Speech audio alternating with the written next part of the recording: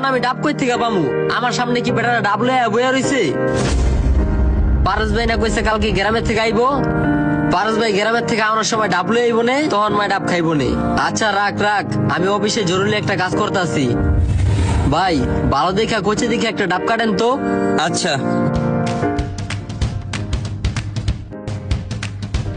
ভাই, নাইকেল সিদ্ধ দিমু নাকি শুধু পানি দিমু? একটা দিলেই হইব। তাহলে ভাই যে এটা দিলাম। আচ্ছা দেন, এটাই কাইটটা দেন।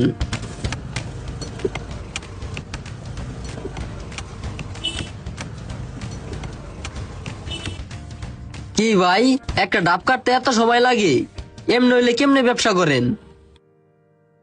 হ ভাই, একটু দেরি হয় আমার, কিন্তু আমি কেটে দিতে আছি।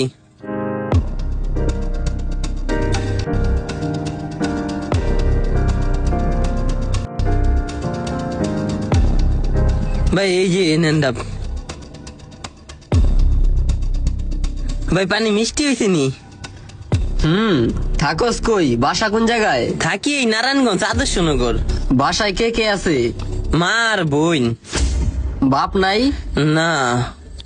তোর মা বোন কাম করে না? হুম, ওই মায়ও অসুস্থ, বোনও অসুস্থ। নারায়ণগঞ্জের একটা হাসপাতালে লয়ে গেছিলাম, হেরা কইছিল ঢাকা মেডিকেল লয়ে যেতে। পরে ঢাকা মেডিকেল নিছি, কইছে মারও কিডনিতে সমস্যা, বোনেরও কিডনিতে সমস্যা, দুইজনের কেউই বাঁচবো না। কি? হ্যাঁ ভাই।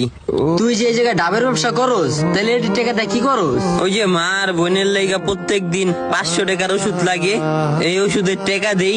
তুই না মাত্র কলি ডাক্তারে কইছে তোর মা বোন বেশি দিন বাঁচবো না। হ্যাঁ ভাই, তারপর ওষুধ কিনা নিয়ে যাই। যদি আল্লাহ পাক কোনো এক উসিলায় মা আর বোনটারে বাঁচিয়া দেয়। পোলায় জানে পোলার মায় বেশি দিন বাঁচবো না, তারপরেও পোলায় চেষ্টা ছাড়ে নেই। আর আমার অসুস্থ মায় ডাব খাইতে চাইছে। ডাবের গাড়ির সামনে থাকতেও আমি মিথ্যা কথা কইছি। আমি কত বড় কুলাঙ্গার সন্তান। আজকে কয় টাকা বেচা হইছে? আজকে ভাই বেচা হয় নাই। অন্যদিন আপনার 30টা 35টা ডাব বেচা হয়, আজকে আপনারটা লয়ে মাত্র 3টা ডাব বেচা হইছে। তাইলে মা বোনের ওষুধের 500 টাকা আজকে কই থেকে জোগাড় করবি?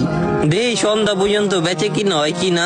আর যদি বেচা কিনা না হয়, এই যে এইদিকে ডাইলের একটা কারখানা আছে, হ্যাঁ বড় বড় টেরাক আহে, টেরাকের থেকে যদি মাল নামায়া দেয় তাহলে টেকা দেয়, নইলে যে রাত্রেবেলা টেরাকের থেকে মাল নামামু ওন থেকে টেকা দিব।